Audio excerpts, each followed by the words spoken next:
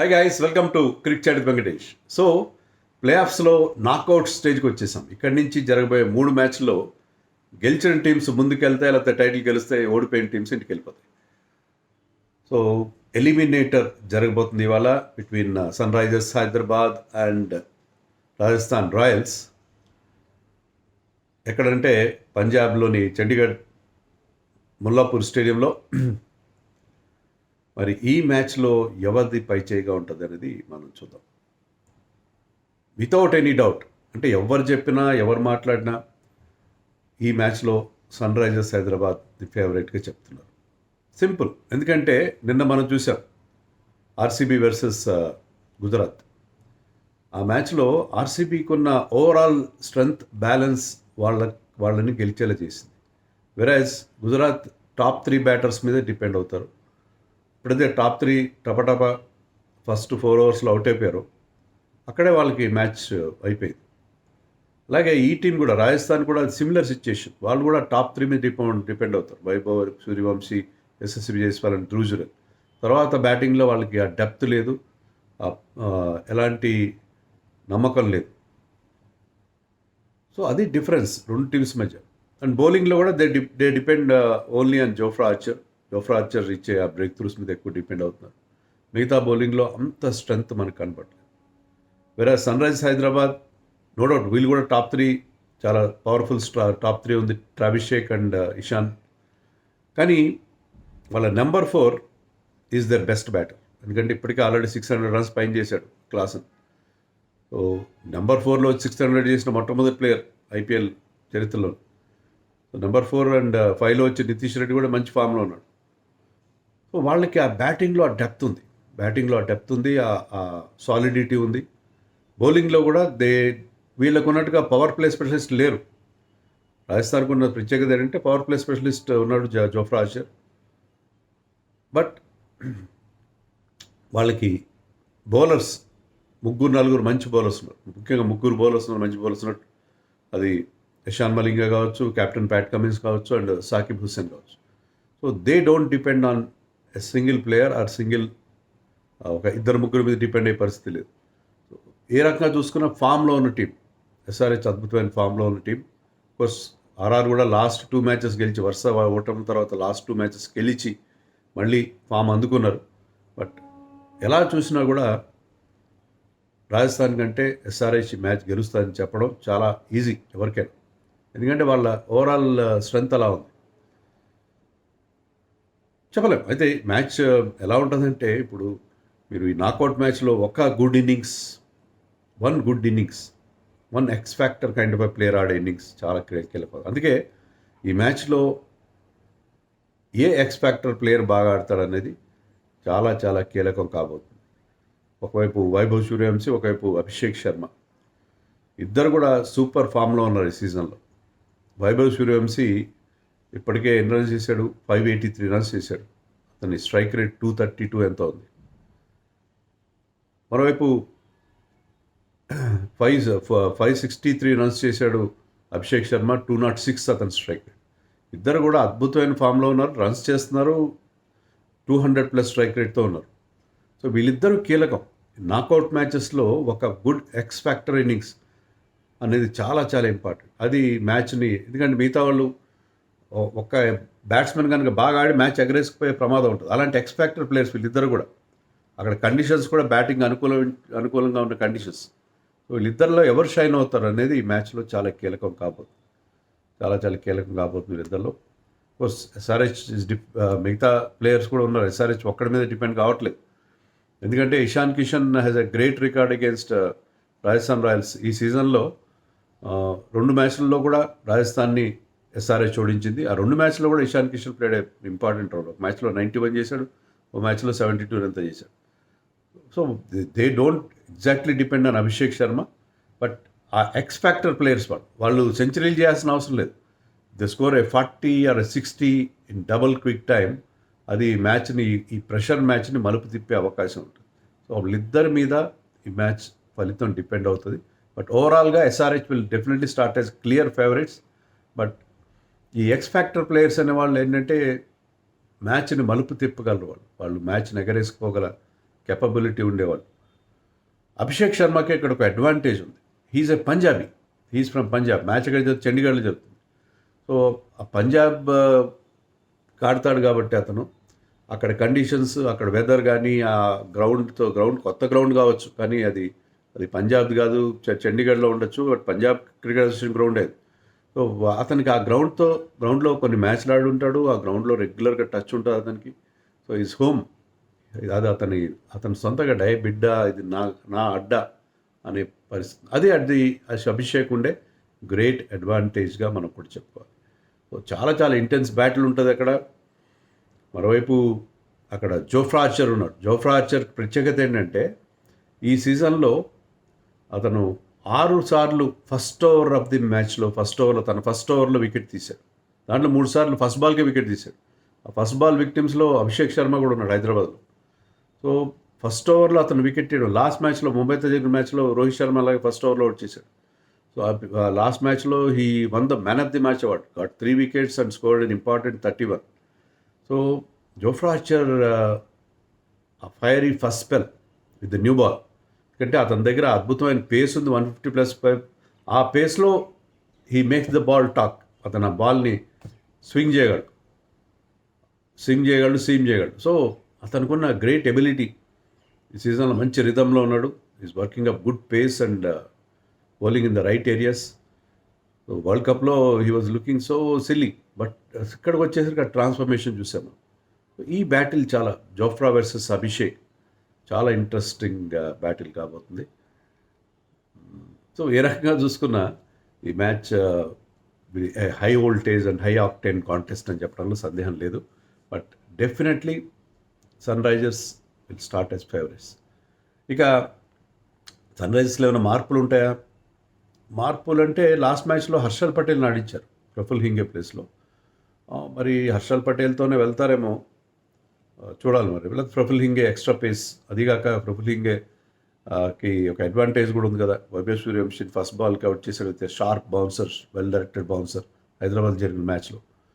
But ఆ next మ్యాచ్లో వైభవ్ సూర్యవంశీ అతని మీద విరుచుకుపడ్డాడు, 4లు 6లు బాధేశాడు, 30 రన్స్ అని కొట్టేశాడు, చాలా తక్కువ బాల్స్. బట్ స్టిల్ ప్రఫుల్ హింగేని ఆడిస్తారేమో చూడాలి, లేదా హర్షల్ పటేల్. కండిషన్స్ అక్కడ కటర్స్ పనికొస్తాయనుకుంటే హర్షల్ని ఆడిస్తారు.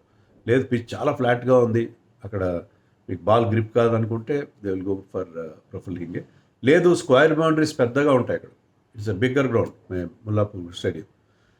ఉంటే స్పిన్నర్స్కి ఎక్స్ట్రా స్పిన్నర్నే ఉన్నాయి, ఎందుకంటే ఆర్ఆర్లో మోస్ట్లీ రైట్ హ్యాండ్ బ్యాట్స్ ఎక్కువ ఉన్నారు. సో హర్ష్ దుబేని ఆడించుకోవచ్చు. సో ఆ ఒక్క స్లాట్ విషయంలోనే మార్పు ఉండే అవకాశం. స్మరణ్ పెద్దగా రన్స్ చేయలేదు, పెద్దగా ఎక్కువ బ్యాటింగ్ కూడా రాలేదు. స్మరణ్ని కంటిన్యూ చేస్తారు కూడా, Smaran will continue in the lineup అని మనం ఎక్స్పెక్ట్ చేయొచ్చు. లేదు ఇది నాకౌట్ మ్యాచ్ కదా, Aniket Varma who can tonk the ball, can score those big hits, అతన్ని ఏమైనా తీసుకొస్తారా చూడాలి, ఏం చేస్తారు అనేది చూడాలి.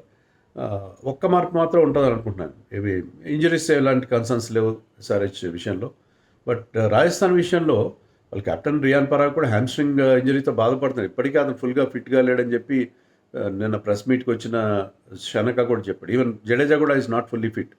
అయినా జడేజా ఆడుతున్నాడు. లాస్ట్ మ్యాచ్లో ఇంపాక్ట్ ప్లేయర్గా ఆడాడు. 2 ఓవర్లు మాత్రం బౌలింగ్ వేశాడు. బట్ వాళ్ళిద్దరు ఫిట్నెస్, లాస్ట్ మ్యాచ్లో కూడా వాళ్ళు ఫిట్గా లేకపోయినా ఇంపార్టెంట్ మ్యాచ్ కాబట్టి ఇద్దరిని ఆడించారు. ఈ మ్యాచ్లో కూడా వాళ్ళిద్దరు ఆడే అవకాశం ఉంది. సో వాళ్ళ టీంలో ఏమైనా మార్పులు ఉంటాయా?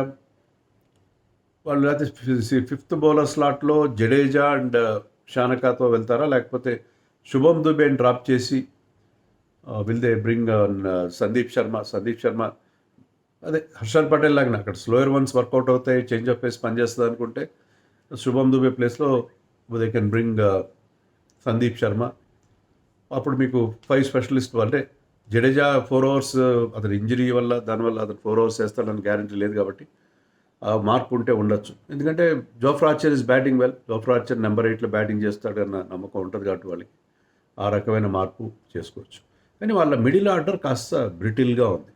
అది జడేజా కావచ్చు, డొనోవన్ ఫెరరా కొన్ని మంచి నాక్స్ ఆడాడు, కానీ he's not a consistent player. And Shanaka కూడా అంతే, షానకా కూడా కొన్ని బిగ్ హిట్స్ కొడతాడు, కానీ ఇంతవరకు ఐపీఎల్లో బయట చాలా పెద్ద నాక్స్, ఇంపార్టెంట్ నాక్స్ ఆడిన సందర్భాలు ఐపీఎల్లో అంత గొప్ప నాకు ఆడింది లేదు అతను. సో వాళ్ళ టాప్ 3 దాటితే Jurel is batting well but అది స్ట్రైక్ రేట్ కొన్నిసార్లు చాలా డౌన్ అవుతుంది.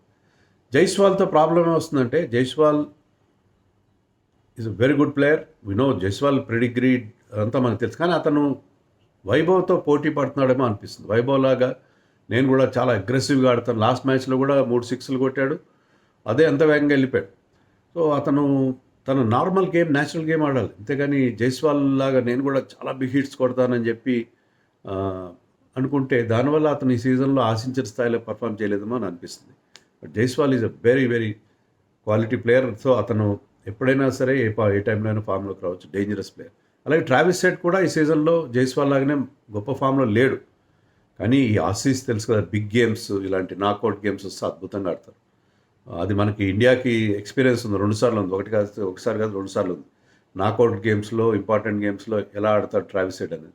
So Travis Head, watch out for something big from this man Travis Head. అతను ఫామ్లో లేకపోవడం ఏం కనబడలేదు, అంటే అంత బాగా టైం చేయట్లేదు బాల్ని, బట్ ఈ స్కోరింగ్ రన్స్. అతను టైమర్ కాదు కదా, అతను పవర్ యూజ్ చేస్తాడు. సో ఆ పవర్ యూజ్ చేస్తూ అతను ఫామ్లోకి వచ్చే అవకాశం ఖచ్చితంగా ఉంటుంది, అది కూడా మనం దృష్టిలో పెట్టుకోవాలి. ఇషాన్ కిషన్ మన already is having his best IPL season. Even Abhishek శర్మకి ఇది best IPL season in terms of runs, ఎందుకంటే 563 రన్స్ చేయడం అంటే అంత రిస్కీ గేమ్ ఆడుతూ, హై రిస్క్ గేమ్ ఆడుతూ కూడా రన్స్ చేయడం అంటే ఎక్స్ట్రాడినరీ. అండ్ క్లాసన్ గురించి చెప్పేదే ఉంది. Klaasen super. ఈ సీజన్లో ఒక్కసారి కూడా సింగిల్ డిజిట్కి అవుట్ కాలేదు. ప్రతిసారి ఎక్సెప్ట్ వన్ ఇన్నింగ్స్ అనుకుంటా, ప్రతిసారి కూడా ఒక ఇంపార్టెంట్ కంట్రిబ్యూషన్ అతని నుంచి వస్తూనే ఉంది. ముఖ్యంగా స్పిన్నర్స్కి అగేన్స్ట్గా మిడిల్ ఓవర్స్లో బాల్ మెత్తబడిన తర్వాత కూడా అతను కొట్టే ఆ బిగ్ హిట్స్ రైట్ టైంలో, the way he controls the middle phase of the innings, that is super from Klaasen. So pitch ఎలా ఉంటుంది? పిచ్ ఇక్కడ ఇదే పిచ్ ఇక్కడ ఇప్పటివరకు 4 మ్యాచ్లు జరిగినట్టుగా ఉన్నాయి.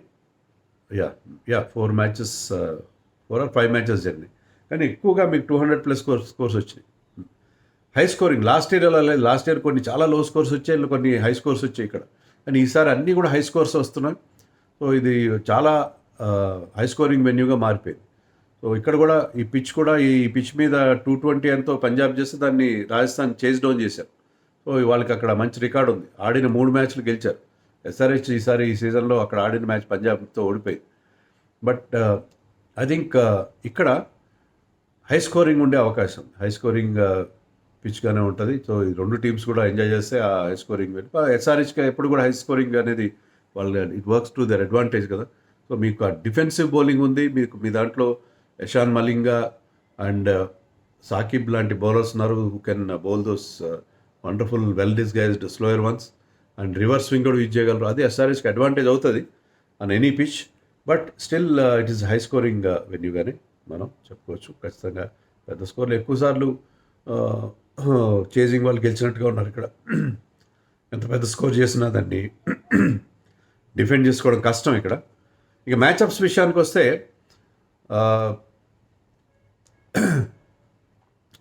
రియాన్ పరాగ్ అగేన్స్ట్గా ప్యాట్ కమిన్స్ మంచి రికార్డు, 3 సార్లు అవుట్ చేశాడు.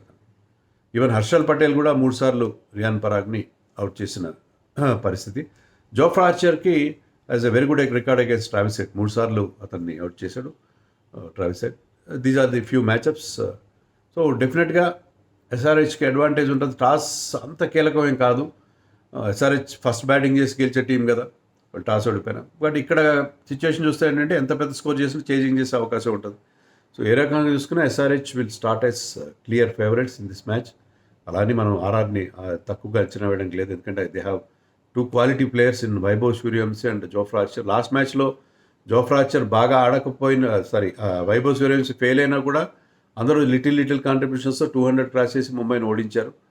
సో అలాగే అతను సెంచరీ చేశాడు ఎస్ఆర్హెచ్ పైన 37 బాల్స్లో జైపూర్లో, అయినా సరే ఎస్ఆర్హెచ్ ఆ మ్యాచ్లో గెలిచింది. సో ఒక్క ప్లేయర్తోనే ఏం అయ్యేది ఉండదు, కానీ జనరల్గా ఈ నాకౌట్ మ్యాచ్ల్లో ఎక్స్ ఫ్యాక్టర్ ప్లేయర్స్ చాలా కీలకమైన రోల్ ప్లే చేస్తారు. ఆర్ఆర్ని వరుసగా 6 సార్లు ఓడించిన రికార్డు కూడా ఎస్ఆర్హెచ్ దగ్గర ఉంది. బట్ ఐ థింక్ ఈ మ్యాచ్లో ఆ ఇద్దరు ఎక్స్ ఫ్యాక్టర్ ప్లేయర్స్ చాలా కీలకం అవుతారని నేను అనుకుంటున్నాను. మీరేమనుకుంటున్నారు? కామెంట్స్లో చెప్పండి.